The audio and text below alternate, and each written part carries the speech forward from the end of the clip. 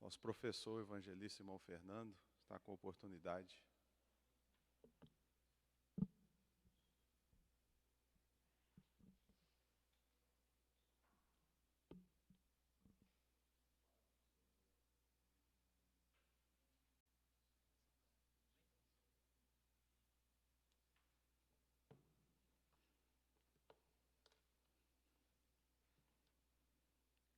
Glória a Deus.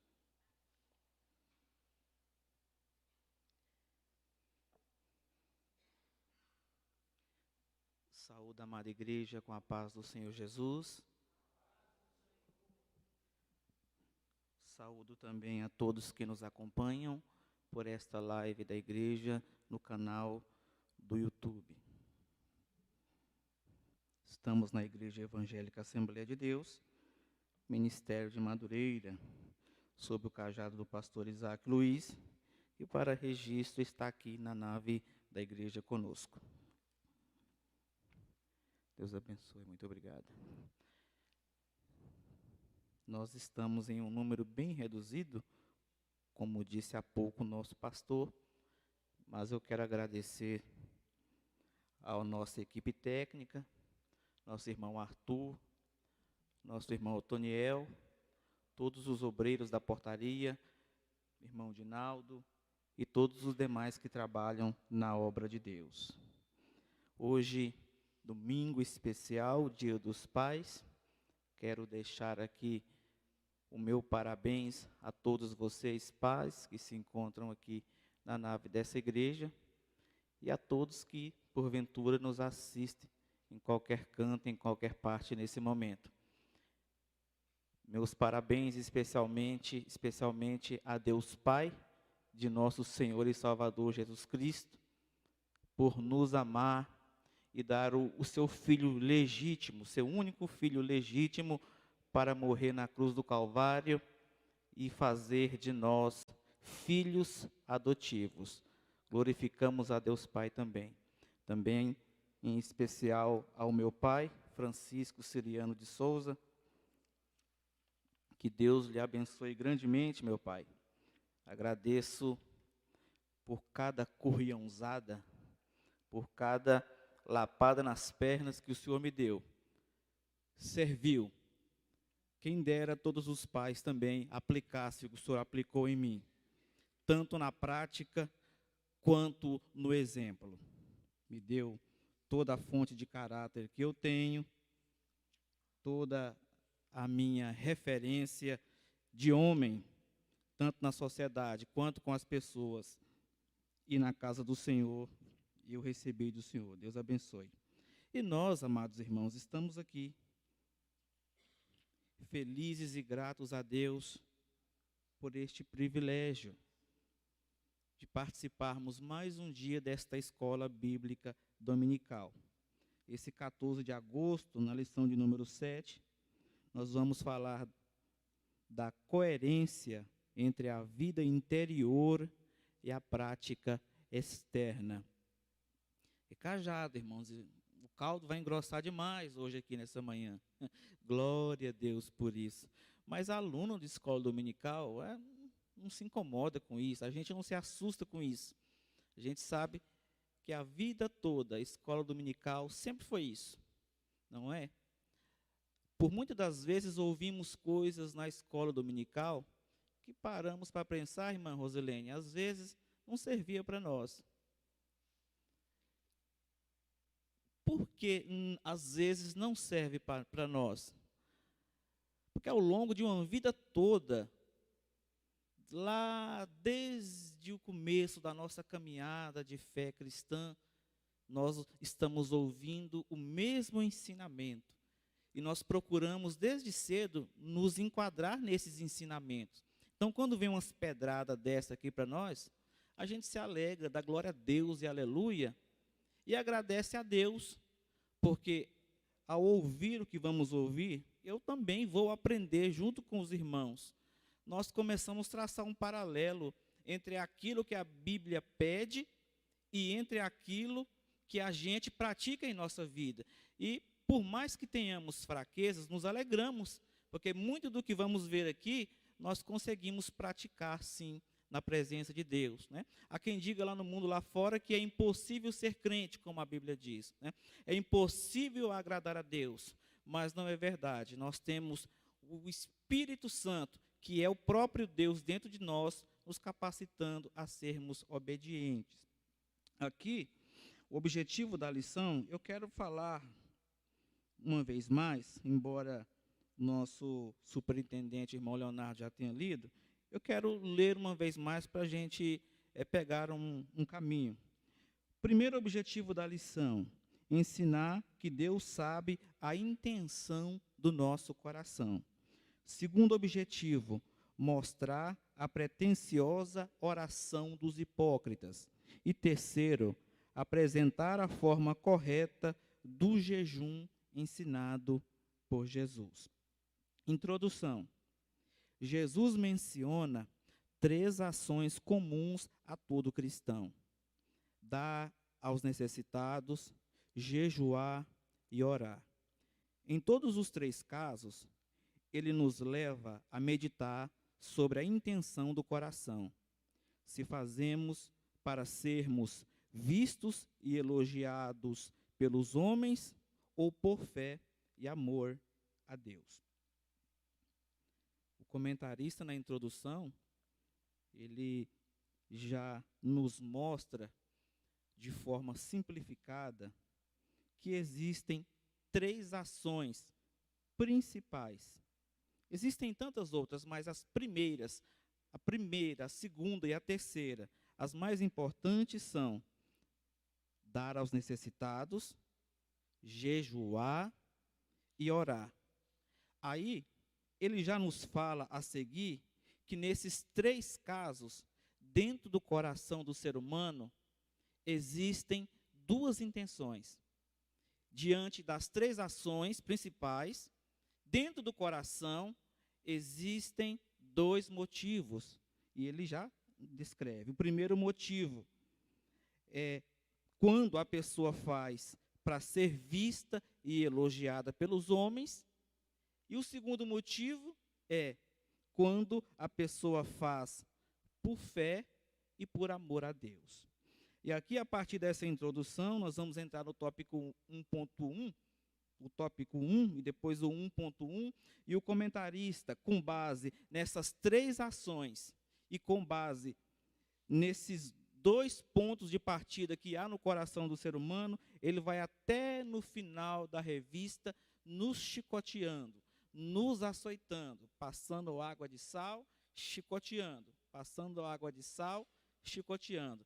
Vai ser um morde e assopra até o final da lição, né? Os pregadores pentecostais dizem que o caldo engrossa nessa hora aqui, que a hora de nós dar glória a Deus é agora. A hora de falar em línguas estranhas é agora. Aleluia. Irmãos, que dia dos pais abençoado, hein? Meu pai, ele nunca atravessou a rua para bater no filho do vizinho, para dar umas curriãozadas no filho do vizinho. Nem o pai de vocês. Da mesma forma, Deus, ele não vai lá, do outro lado da rua, bater em quem está lá de fora, não. Não vai chicotear quem está lá fora, não vai corrigir quem está lá fora. O papai corrige quem está dentro de casa, né? Qual o filho que nunca passou o dia inteiro fora de casa correndo? E o pai e a mãe falam: eu sei onde você come, eu sei onde você dorme, quando escurecer você vem tomar banho. Pois essa escola dominical é agora, né? Escureceu, é hora de tomar banho, entramos para dentro de casa. A curriãozada é nas suas pernas e nas minhas também. Não é de quem está lá fora. Deus vai falar com quem está presente. Quem está presente é que vai ser abençoado. Né? Quem está presente que vai ser limpado, lavado pelo poder da palavra. E glorificado seja o nome do Senhor Jesus por isso. Tópico 1. A justiça operada pela falsa motivação. Jesus condenou a atitude hipócrita de homens que, sob o disfarce de glorificar a Deus, buscavam a glória para si. Aí aqui na lição nós temos um ponto de partida. Na revista do professor, isso aqui, eu acho que na dos irmãos também, provavelmente, mas se não estiver aí para vocês, o nosso ponto de partida é: devemos agradar a Deus e não aos homens. Ponto de partida: devemos agradar a Deus e não aos homens. Devemos agradar a Deus e não aos homens. Tópico 1.1. Agradando a Deus e não aos homens. Jesus chama a atenção sobre a maneira disfarçada de servir ao próximo, que não basta apenas fazer algo bom, mas algo cuja intenção do coração esteja centrada em Deus. Provérbios 14, 33. Ele destaca a diferença entre fazer as coisas para ser visto e elogiado pelos homens ou movido pelo amor e pela fé em Deus. Mateus 6:1. O grande ensinamento aqui é que a motivação é tão importante quanto a ação. Uma boa ação deve ser precedida por uma boa motivação para que seja eficaz para os outros e para aqueles que a oferecem. Qualquer motivação que não seja o amor não terá sentido ou valor algum para Deus. E aí tem 3 referências bíblicas que vamos ver daqui a pouco.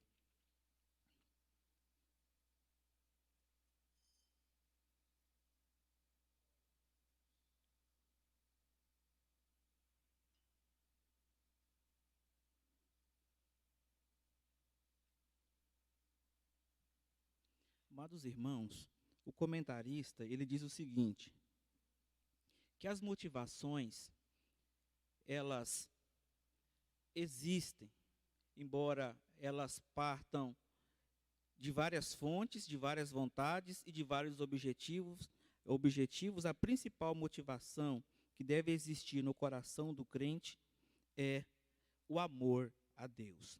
E ele cita o livro de Provérbios, capítulo 14, versículo 33, onde a palavra de Deus diz assim: no coração do prudente habita a sabedoria, mas tudo o que existe na alma dos tolos vem a público. Tá? Se você quiser abrir a sua Bíblia, vamos abrir, a gente tem tempo, é um assunto, é o nosso arroz com feijão, provavelmente eu vou terminar bem antes das 9h40, ainda vai dar muito tempo da banda EBD Reserva tocar uns 2 hinos para Jesus nessa noite. O pastor Isaac e o evangelista Florentino hoje fizeram aqui uma dupla sertaneja com os hinos da APA. Ficou bonito. Os varões? Provérbios, capítulo 14, versículo 33. Vou ler mais uma vez, você acompanha aí na sua versão. Provérbios, capítulo 14, versículo 33. No coração do prudente habita a sabedoria, mas tudo que existe na alma dos tolos vem a público. Aqui, irmãos, há uma verdade bíblica inexcusável e nós precisamos considerá-la ela um pouco aqui. Que verdade é essa? Primeiro, a Bíblia diz que só Deus pode nos julgar. Amém? Só Deus pode nos julgar? Amém. Agora, existem coisas que só Deus vê e por isso só Ele pode julgar. Mas esta passagem bíblica que o bispo Abner deixou aí na revista, Provérbios capítulo 14, versículo 33, nos mostra também uma máxima, que no coração do tolo há motivações. E quando ele vai praticar estas ações, devido às suas motivações pessoais, o que está no coração será revelado a todos. Isso aqui não é uma forma educada de falar, mas a grosso modo é que todo mundo sabe quando um tolo está fazendo alguma coisa. Todo mundo consegue perceber quando um tolo está agindo de determinada forma. Todos vão contemplar, vai ficar a público e todos terão ciência do verdadeiro motivo, da verdadeira motivação que levou este tolo a dar uma oferta, a praticar uma boa obra, a realizar qualquer tipo de ação na casa de Deus, né? Ou dar um banho em um mendigo, né? Comprar roupas a ele, levá-lo para cortar o cabelo. Todo mundo vai perceber qual que é a intenção, né? Se for um vereador, todo mundo vai falar que é voto, não é? Se for um presidente, alguém vai dizer que é voto. Se for um deputado, alguém vai dizer que é voto. Se for na área religiosa, eu estou lendo aí há muitos dias e acompanhando. Eu acompanho o noticiário, mas eu gosto de acompanhar os lidos, não assisto. Gosto de ler jornais, revistas, informação, onde eu posso ler e reler de novo. E eu tenho observado que no meio cristão, principalmente nas igrejas que usam a Bíblia Sagrada, evangélicas e católicas, eu estou vendo por parte também dos católicos, né, que às vezes eles nos criticam um pouco, mas eu estou vendo também por parte deles, muitos pelas ruas, por São Paulo, defendendo causas que outrora não queriam defender, cuidando de coisas que não lhes dizem respeito às vezes, e distribuindo marmitas e cestas. Isso é muito bom, isso é maravilhoso, glória a Deus por isso. A Bíblia diz que Deus tira de quem tem para dar para quem não tem. Mas aí a gente consegue perceber nessas ações qual é o principal motivo desse determinado cidadão, dessa determinada pessoa, né? Está visando uma cadeira na Câmara dos Vereadores em sua determinada cidade. Eu não vou citar aqui, porque daí fica antiético, né? Nem todo católico é sujo e nem todo evangélico é sujo também. Mas fica aqui esse meu comentário, que às vezes a gente vê o tolo fazer alguma coisa, e o tolo ele não vê que todo mundo está percebendo, né? Está feio, às vezes está feio, o tolo não percebe. Mas aqui a Bíblia está dizendo o seguinte, que aquilo que há no coração do tolo, aquilo que há no coração do imprudente, Provérbios capítulo 14, versículo 33, é a Bíblia, é a referência que o bispo nos deu aí. Fica patente aos olhos de todos, né? Eu sei que todos que acompanham esta revista Escola Dominical, que me assistem aqui na nave da igreja e em casa, não são esse tipo de pessoa. Mas fica este alerta para que, quando, porventura, né, o inimigo quiser desviar os nossos pés, a gente venha lembrar do que nós aprendemos aqui nessa manhã. Que fica feio, que todo mundo consegue perceber qual é o motivo, qual é a intenção. O comentarista, ele ainda cita e relaciona algumas coisas que a gente vai poder também comentar aqui.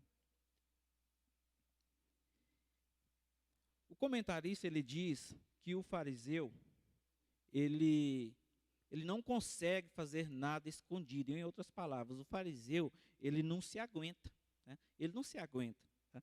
Ele não consegue fazer nada para ninguém em um local onde ele não será visto. Tá? E em determinados locais onde não tem ninguém para bater uma palma para ele, ninguém vai ficar sabendo. O fariseu, nesses locais, ele vai fechar a mão, ele vai reter o bolso, ele vai fechar a despensa, ele não vai dar 100 gramas de arroz, porque não tem ninguém para assistir. Por quê? Porque era comum aos fariseus andarem aos montes, e quando eles davam a esmola, tinha pessoas que trabalhavam para eles, irmão Caio. E aí, quando eles davam a esmola, eles cutucavam, toca a trombeta, troca a trombeta. Avisa o povo que eu acabei de dar uma esmola. É Bíblia Sagrada, vai ler os evangelhos lá, tudo que Jesus falou, aí Jesus vai falar, olha, vocês andam arrojando os seus filactérios, né? Ou para os mais exigentes, os seus nefilins, né? Que eram pequenos cubinhos de couro, com pequenas passagens da Torá, que eles amarravam nas tranças dos cabelos, né? Que eles dependuravam ali naquela roupa, naquela estola, né? Não é uma roupa comum, não era estola sacerdotal. E eles se enchiam daquilo ali. E ali eles se diziam protegidos por Deus e pela palavra.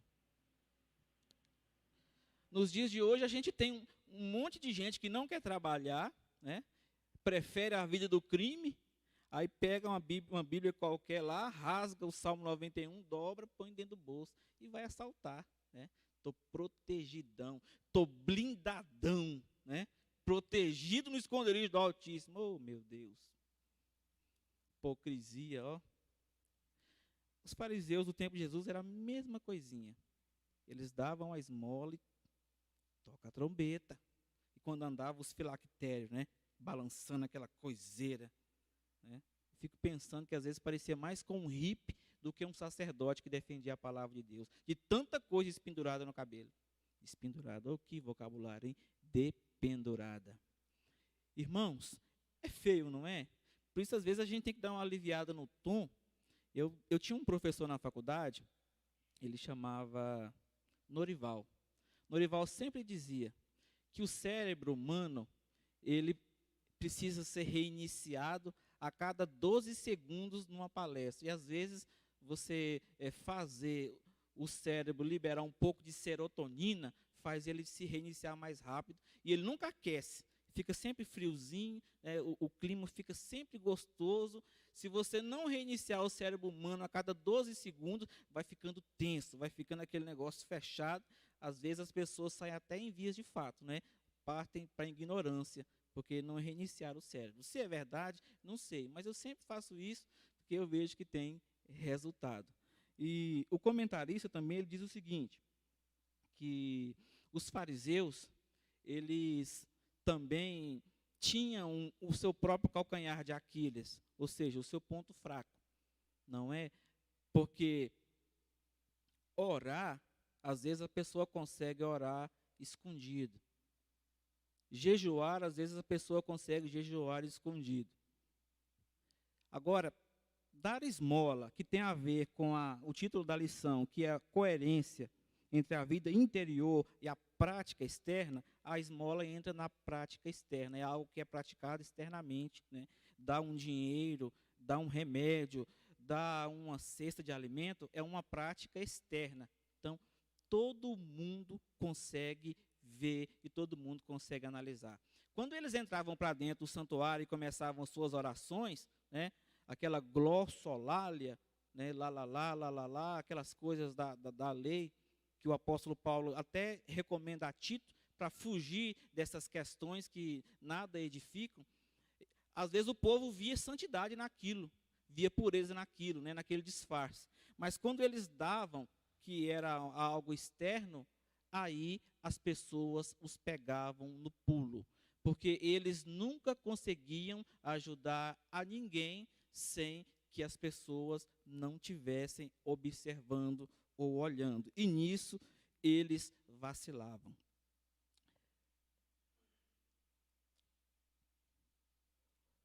Tem um comentarista de revista de escola dominical que diz o seguinte, que peixe-boi não muge. Embora ele tenha o nome de boi, ele não muge, porque ele não é boi, ele só tem o nome. Ele, na verdade, é um peixe, e peixe não muge. Aí ele diz o seguinte, da mesma forma, o fariseu. O fariseu nunca deixará de ser fariseu, porque ele é fariseu. Tá? Ele não é cristão genuíno. Não tem como ele mudar, é a natureza dele. Ele é assim e, infelizmente, a glória do mundo, ela corrompe o coração, não é? As bajulações, os tapas nas costas, o poder humano é viciante, né?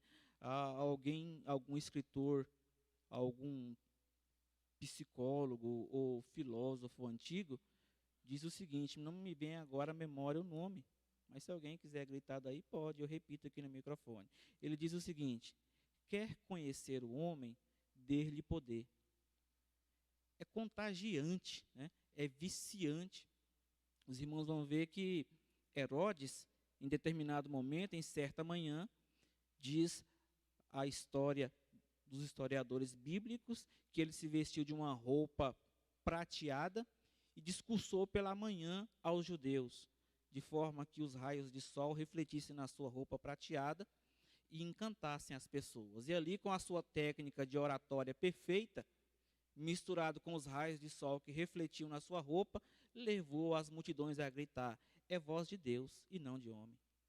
Naquele instante ele foi tão contaminado, né, por esse veneno dos aplausos do mundo, dessa glória do mundo, que a Bíblia diz que ele morreu comido de bicho.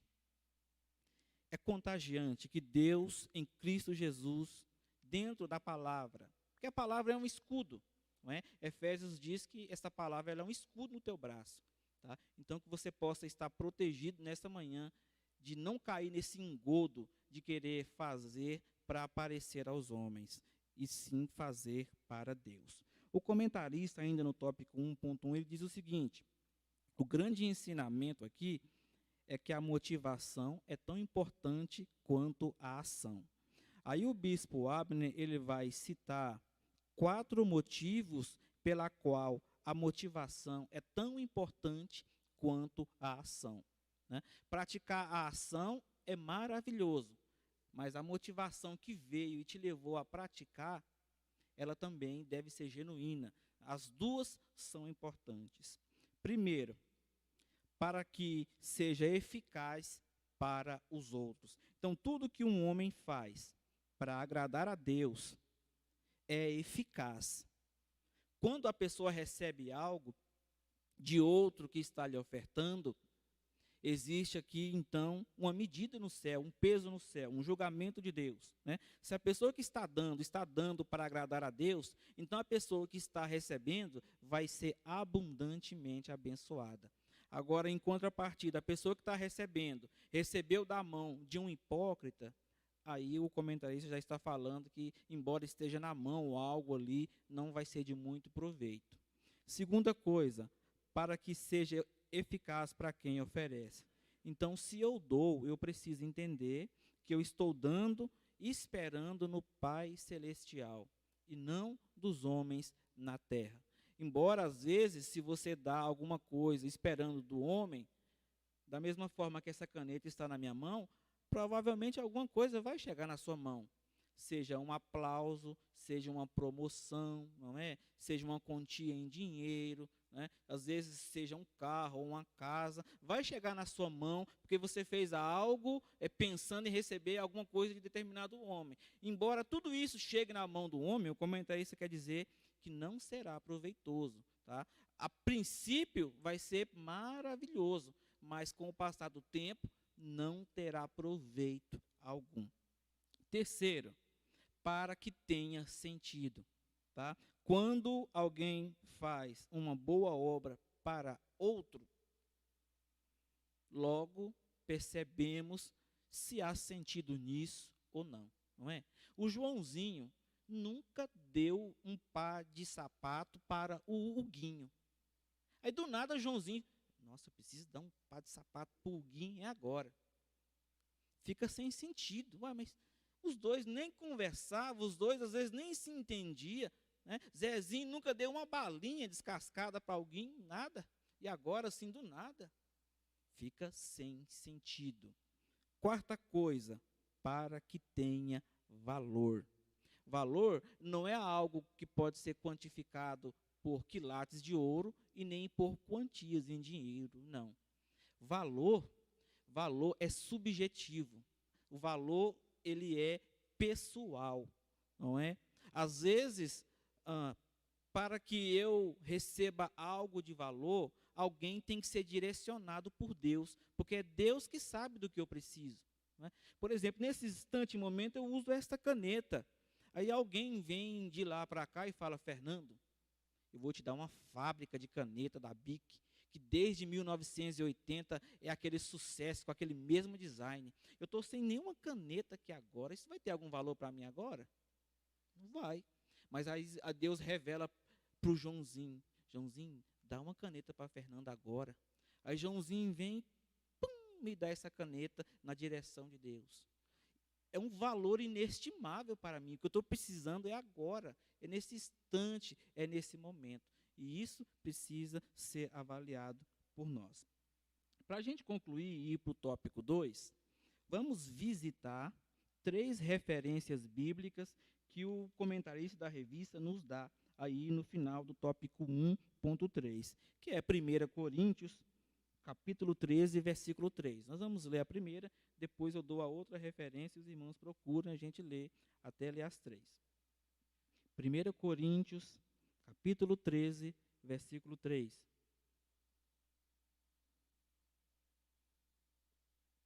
Essas referências bíblicas aí é de onde o comentarista tirou tudo que ele nos ensinou aqui no tópico 1.1. 1 Coríntios, capítulo 13, versículo 3.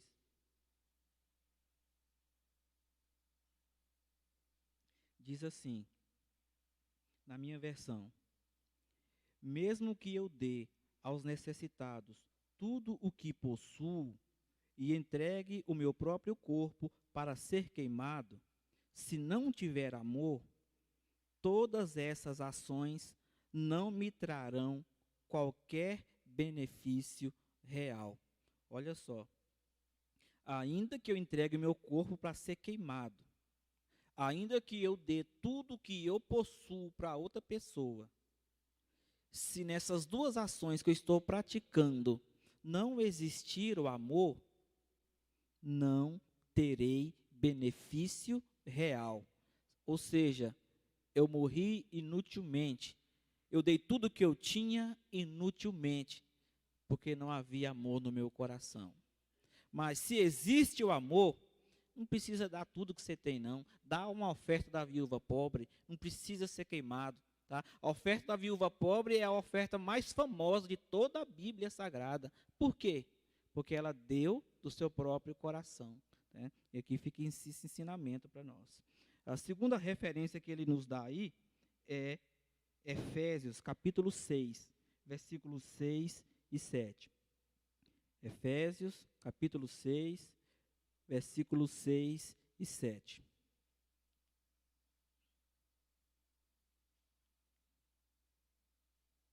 Glória a Deus.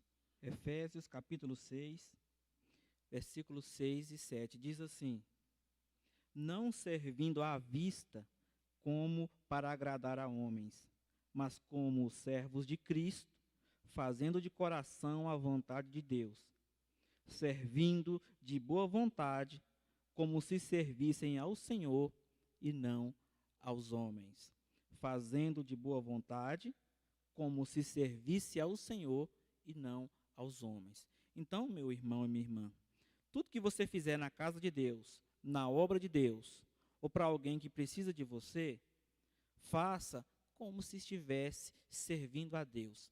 Né? Às vezes você pensa e conjectura, mas eu fiz e ninguém viu, né? Eu fiz e ninguém percebeu, ninguém veio me aplaudir, né? Ninguém nunca citou meu nome, ninguém nunca deu uns tapinhas nas minhas costas. Irmãos, isso não vai colocar nenhuma camisa nas tuas costas para tu vestir. Tá? Faça para Deus. Né? Daqui a pouco a gente vai aprender que o secreto revela o secreto. Não é? Então, quando você entra para o teu quarto, fecha a porta do quarto, fecha a janela e ora em secreto, o Pai que te vê em secreto te recompensará. Amém? E, Fernando, isso existe? Existe, irmãos. Eu tenho isso na prática. Eu já vivi isso na prática. Você também já viveu. Você sabe que é verdade, que a Bíblia, ela não falha. Obras que você fez, ninguém sabe que você fez. Bênçãos chegaram em tuas mãos, vitórias você alcançou, e você tem certeza que foi aquela semente invisível, incógnita, que ninguém viu, que você plantou, que deu esta grande árvore, este grande fruto, né? Essa grande bonança e esta grande fé. Você sabe que é uma bênção que Deus lhe entregou por você ter ajudado outro. E por fim, 1 Tessalonicenses, capítulo 2, versículo 4. 1 Tessalonicenses, capítulo 2, versículo 4. É o último versículo que mostra da onde o comentarista tirou tudo que aprendemos aqui até agora, nesta escola bíblica dominical. 1 Tessalonicenses, capítulo 2, versículo 4. Diz assim: pelo contrário, Visto que somos homens de Deus, aprovados por Ele para nos confiar o seu Evangelho, não pregamos para agradar as pessoas, mas sim a Deus, que prova nosso coração. Quando a Bíblia fala homem, fala mulher. Isso aqui é a humanidade, tá? E está dizendo o seguinte, que Ele nos confiou o seu Evangelho para que nós pregássemos. Então, devemos pregar a palavra de Deus e ensinar a palavra de Deus, conforme está escrito no versículo, para agradar a Deus e não para agradar aos homens. Aí, por causa disso, nós, depois dessa escola bíblica dominical, nós vamos nos tornar alienados, gente ignorante, que não respeita o pastor da igreja, que não respeita o corpo de obreiro, porque Deus nos chamou para nós pregarmos, que Deus confiou em nós. Não, irmãos, não é isso que a Bíblia está nos ensinando. A Bíblia está nos ensinando que devemos pregar para agradar a Deus, mas não significa que tenhamos que, às vezes, perder a compostura ao pregar a palavra de Deus, né? Sejamos educados, sejamos inteligentes. Você pode falar tudo, desde que você saiba falar com educação, tá?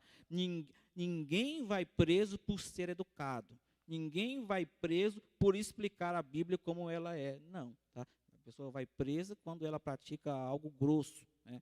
Ela se prejudica quando ela é ignorante com as pessoas. Mas falou a palavra de Deus, respeitando a barba dos irmãos, respeitando a saia das irmãs, fica tranquilo que o Espírito Santo trabalha, opera e faz as pessoas serem curadas espiritualmente.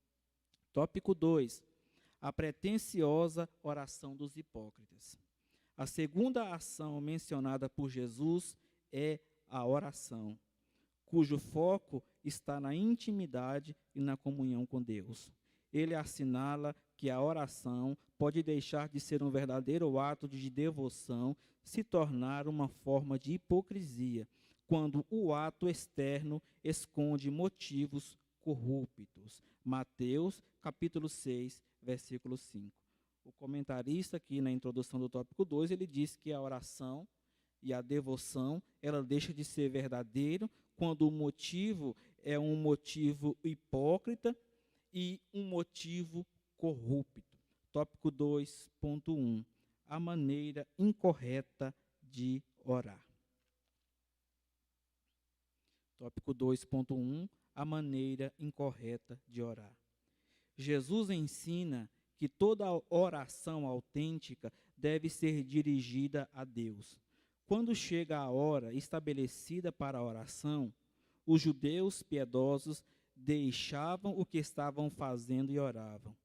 Isso poderia ser feito discretamente ou com uma exibição pretensiosa.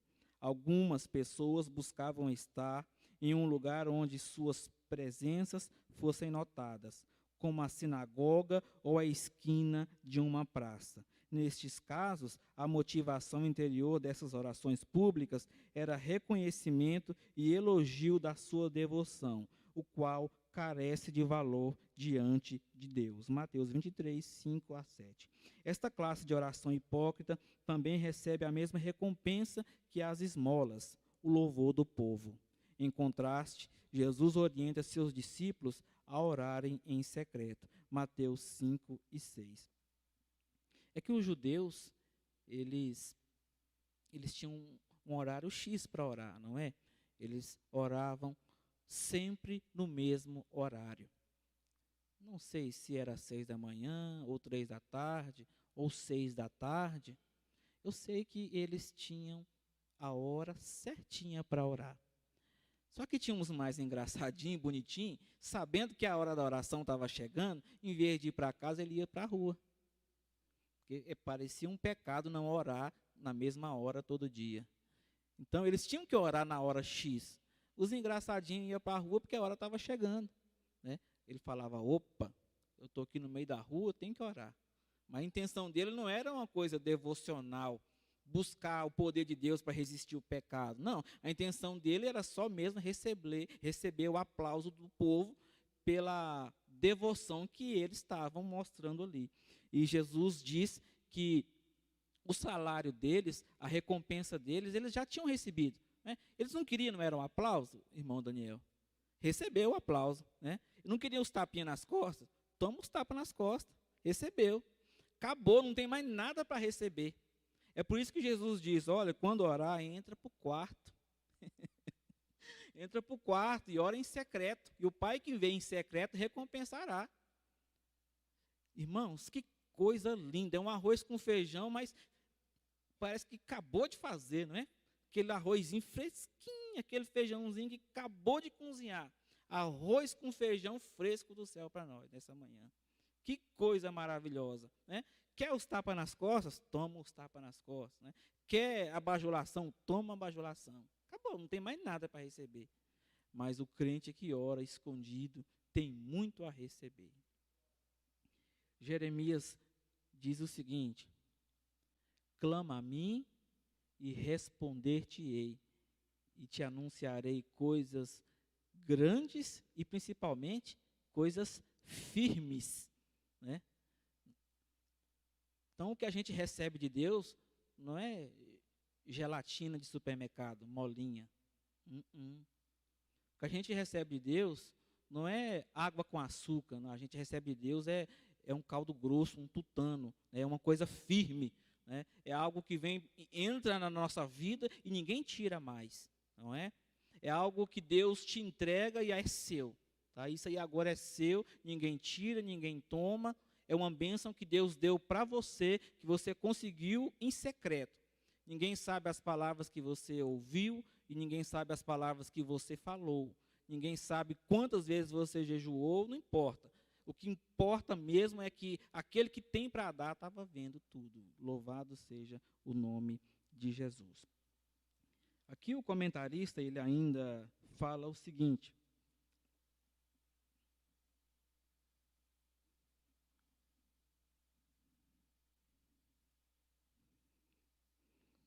oração autêntica.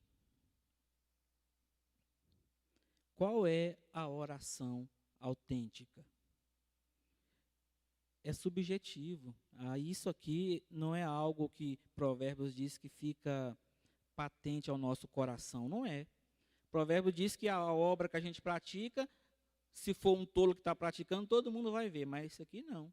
A oração, você está orando ali, a não ser que você esteja atacando o irmão que está do seu lado, né?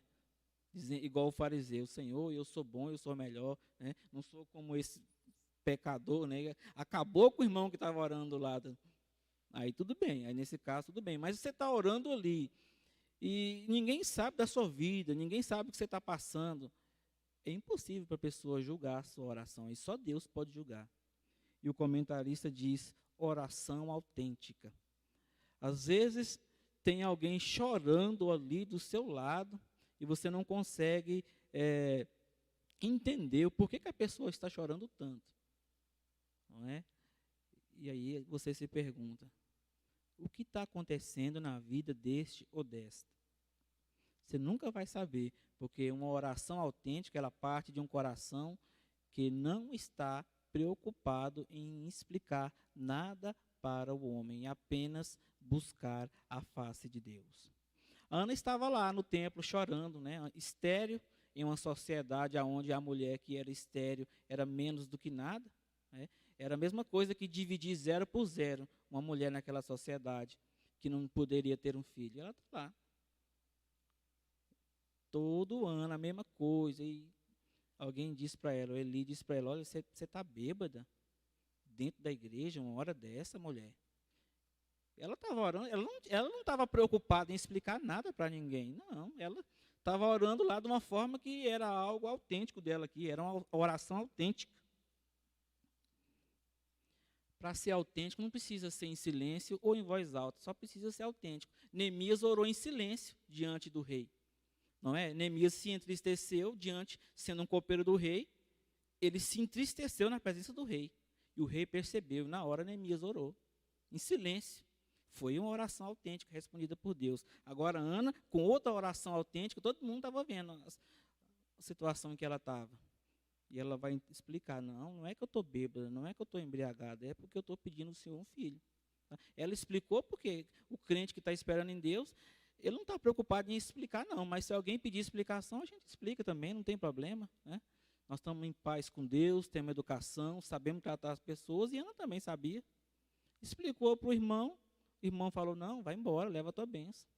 E Ana, então, foi embora e se achou grávida, para a honra e glória do nome de Jesus. Então, a oração autêntica não é a que você escuta, e também não é a que você não escuta. A oração autêntica é a oração autêntica.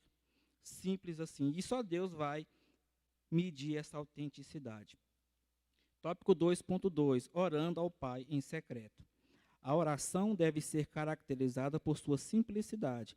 Aqui somos informados de que a oração é um assunto que diz respeito apenas a nós e não a Deus. Está vendo? A oração é um assunto que diz respeito a nós e não a Deus. Pense num camarada que é arisco com oração, é Fernando. Ei, mas para alguém me entregar uma profecia dá trabalho, irmão, porque eu não peço nada em voz alta, nunca pedi. Por isso, quando a pessoa me entrega uma profecia que é de Deus, eu falo, esse camarada, esta mulher é de Deus. Porque eu não conto para ninguém, eu não oro em voz alta. Nem o diabo escuta as minhas orações, aquelas que eu mais busco e eu mais preciso. Não. Para depois ele não usar um cavalo do cão lá e vir querer confundir a minha mente, não, de jeito nenhum. Outra coisa também que eu não deixo, não tem nada a ver, não deixe pôr a mão na minha cabeça. Irmãos, vou te dar um ensinamento, não deixe qualquer um impor a mão na sua cabeça. Quando você abaixa a cabeça para alguém colocar a mão na sua cabeça, você está lhe dando total abertura espiritual. Então, o que tiver na vida dela vai entrar na tua, por imposição das mãos. Os irmãos vão ver que o ministério, o ministro, na Bíblia Sagrada, quando ele recebe o poder de Deus, é por imposição de mãos. Tá? Ele se torna um ministro, de fato, quando ele recebe a imposição de mãos. É algo muito sério no mundo espiritual. Tá? Você quer uma imposição de mãos? Procura o pastor da tua igreja. Peça uma oração, que ele vai te impor as mãos, ele vai te ungir com óleo. Não deixe qualquer um, não. Ei, mas eu já vi tanta coisa. Vou entrar em detalhes, não, mas eu já vi gente cair no poder de Deus. Não, o camarada empurrou mesmo, sabe? De repente, buscando uma oferta grossa, uma oferta gorda no final, ele quis ensaiar um pentecostalismo ali, mal falso. Vá, empurra a pessoa cai lá, parecendo uma manga madura. Que coisa terrível. Não deixa, fica atento. Jesus falou para entrar no quarto, fechar a porta e orar ao Pai que está em secreto. Essa é a maneira correta de se chegar a Deus em oração. Desta forma, o cristão expõe a sua fé, devoção, confiança e amor diante de Deus e é recompensado pelo Senhor. Da mesma forma que Jesus apresenta uma recompensa para aquele que dá, apresenta ao que ora. As vitórias que se materializam no mundo físico sempre passam por um período secreto na presença de Deus. Período secreto na presença de Deus. Todo ser humano que se torna um filho de Deus, que professa a fé cristã, ele vai passar por um período secreto. Até o apóstolo Paulo, meus irmãos, até o apóstolo Paulo passou por um período secreto nas regiões da Arábia, né? Ninguém sabe. Paulo não contou a ninguém, não está registrado na Bíblia o que ele fez na Arábia. Ele ficou um período secreto. Nosso próprio Deus, o Senhor e Salvador Jesus Cristo, teve um período de 30 anos em secreto com Deus. Tá? O que ele fez, pouco foi narrado na Bíblia Sagrada, antes dos 30, né? A não ser em poucas passagens, quando ele estava em Jerusalém, por ocasião da festa, e estava sendo ali interrogado pelos doutores, não é? E ali todos se maravilhavam com o conhecimento que ele tinha. Mas fora isso, poucas outras coisas é registrada de Cristo. Então, existe essa exigência da parte de Deus quanto ao secreto. Abraão entendia muito bem isso. Abraão chegou um momento que ele falou, olha, eu não quero nada de vocês. Né? Não quero os seus bois, não quero os gados, não quero as vacas, não quero nada. Porque quando eu for um homem rico, próspero e abençoado na terra, vocês não vêm dizer que foi vocês que me deu, que foi vocês que me ajudou, né, que era de vocês, e vocês se ajuntaram e fizeram de mim o que eu sou hoje. Não. Abraão sabia muito bem que ele precisava de um período em secreto para se tornar quem ele se tornou. Tópico 2.3. Orando sem vãs repetições. Nos versículos 7 e 8, Jesus aponta uma prática ineficaz e inaceitável para Deus na oração, a repetição vã. A razão é que oramos a um Deus que já sabe tudo e está predisposto para nos servir e ajudar. Jesus não proíbe a repetição de uma oração. Ele orou 3 vezes no jardim do Getsêmani, essencialmente a mesma oração, e elogiou a persistência em oração. Jesus se refere a palavras vãs e sem sentido. O Pai conhece todas as necessidades. Essa já é um forte incentivo para orar com mais frequência e com mais confiança. Deus estabeleceu a oração para oportunizar ao ser humano estreitar um relacionamento com o Senhor e ensinar-nos sobre a dependência e a relevância da fé nele. Tiago 4:8. Em outras palavras, Jesus também estava ensinando que oração tem que ter propósito, oração tem que ter sentido. Né? Quantos de nós não já viu algum pastor dirigindo culto, e aí ele passa a oportunidade para o irmão orar no final, e dar as bênçãos apostólicas, o irmão começa a orar por cura, libertação, né, e quer ministrar o batismo com o Espírito Santo, sendo que o pastor pediu para ele fazer uma oração para agradecer e dar bênção apostólica. É uma oração fora, e Jesus está ensinando aqui que a oração ela precisa ser feita com consciência, com inteligência, não é? Às vezes, o que você está precisando, o ser humano é assim, muitas das vezes a gente nem sabe o que a gente está precisando. Às vezes o que você está precisando é só de paz, né? Às vezes o ser humano está precisando só de paz, tranquilidade. Aí ele começa a orar, pedindo a Deus para preparar um psicólogo, né, um psiquiatra, alguém que ele possa lhe receitar um remédio bom, turbinado, né, e ainda fala, Espírito Santo, coloca as substâncias necessárias que não tem nesse remédio aí, potencializa o efeito. Rapaz, você está precisando de paz, ora com inteligência, né? Busque a paz, né? Foque a sua oração com inteligência, não precisa ficar repetindo. E Jesus disse que as repetições propriamente ditas são vãs, tá? Ficar falando a mesma coisa, a mesma coisa, a mesma coisa, a mesma coisa. Para com isso. Jesus sabe do que você precisa. Ore com confiança. Fernando, então eu devo parar de orar? Não. Joelha hoje, domingo, ora. Amanhã é outro dia, ora de novo. Deixa a oração fluir, né? Quando a dor vem, você se quebranta na presença de Deus, a oração flui naturalmente. Agora, se você ficar a mesma coisa, sabe aquele negócio? Rapaz, 90 vezes, 200, 300, 500, novena, dezena, centena, não é legal. Jesus está falando que não resolve. Precisa ser com inteligência. Precisa ser com objetivo e propósito. Tópico 3. A prática do jejum. Já vamos terminar. O jejum sempre foi uma prática importantíssima para a vida espiritual do povo de Deus. Por isso, Jesus critica os líderes religiosos e ressalta sua verdadeira motivação. Tópico 3.1, o jejum que agrada a Deus. Tal qual as esmolas e a oração, o jejum dos líderes religiosos era apenas um espetáculo de sua suposta piedade. Era um verdadeiro show para atrair a atenção das pessoas. Em contraste, os discípulos do reino devem fazê-lo de acordo com princípios bíblicos, não para serem vistos pelas pessoas. Devem evitar toda ostentação, todo o desejo de aparentar algo que não representa de verdade. Deve praticar a sua piedade com alegria, com a intenção de agradar ao Pai e trazer a glória ao seu nome. Somente assim receberá a recompensa que Deus reserva para os fiéis. Em último caso, todo crente tem a sincera opção entre duas alternativas: ser um hipócrita e receber o aplauso do mundo, ou ser autêntico e receber a recompensa de Deus. O bispo Abner, ele cita a palavra hipócrita. Ele diz que essa palavra é de um original latim, hipocritai, que era muito usada nos teatros daquele tempo. Essa palavra se referia a uma pessoa que atuava com uma máscara. Né?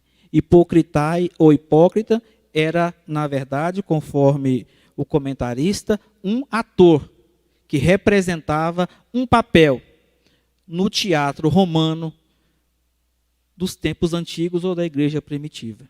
Então, aqui, quando Jesus diz que os líderes religiosos eram hipócritas, Jesus estava dizendo, com uma palavra, se dirigindo àquela cultura lá, que os líderes da igreja primitiva mais pareciam com artistas em um teatro romano. Quando eu falo líder religioso na igreja primitiva, eu não falo dos apóstolos, eu falo dos fariseus, que eram os líderes de fato religiosos, os oficiais daquela época.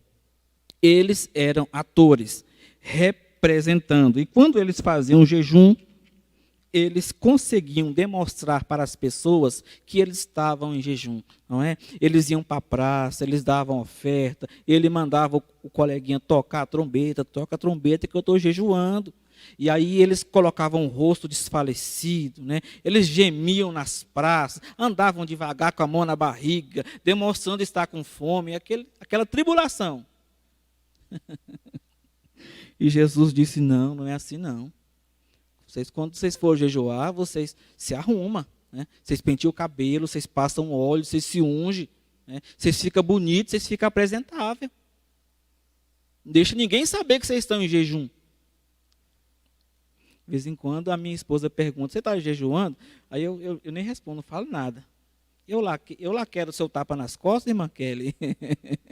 Eu quero tocar o céu em nome de Jesus, estou precisando de lá. Tem gente que... Os mais afetados são os pregadores, não é?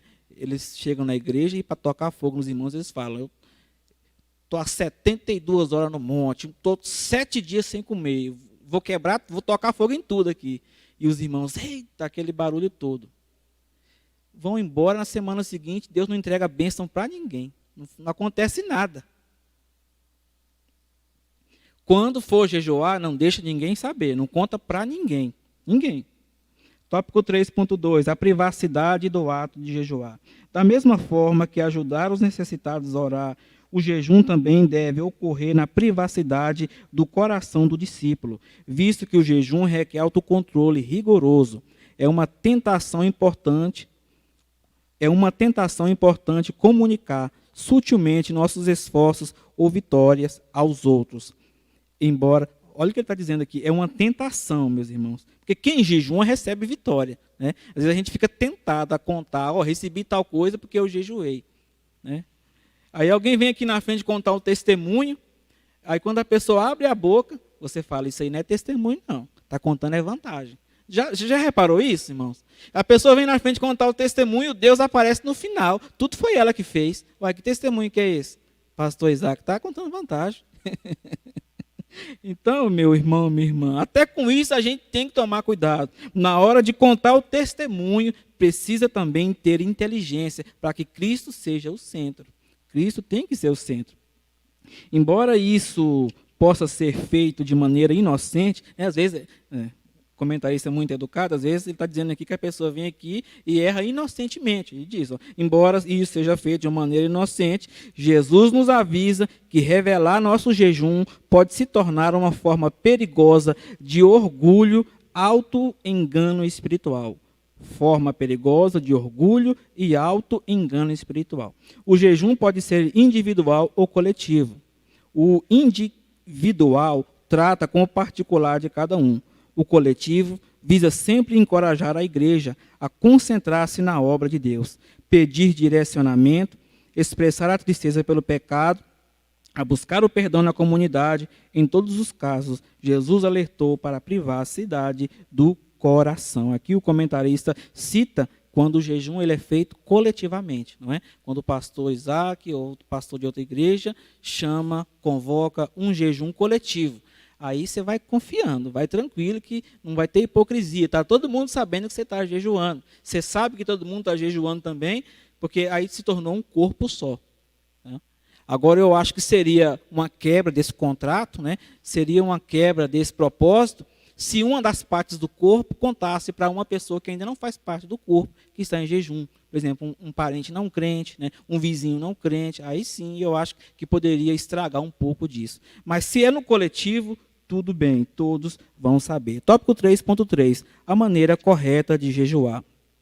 Não podemos considerar que a aparência de miserabilidade é automaticamente sinônimo de espiritualidade. Os fariseus desfiguravam o rosto e apresentavam uma expressão abatida a fim de suscitar elogios. Isso contrariava todo o propósito do jejum. Jejuar nunca foi um meio de chegar-se a Deus para barganhar ou se tornar merecedor. O jejum tem como finalidade desviar os nossos olhos das coisas desse mundo e focá-los apenas nas coisas de Deus. Se você tinha, até hoje, dúvida para que serviu o jejum, eu vou repetir o que a gente está aprendendo aqui. Você está aprendendo comigo e eu estou aprendendo com os irmãos. Olha só o que o comentarista diz.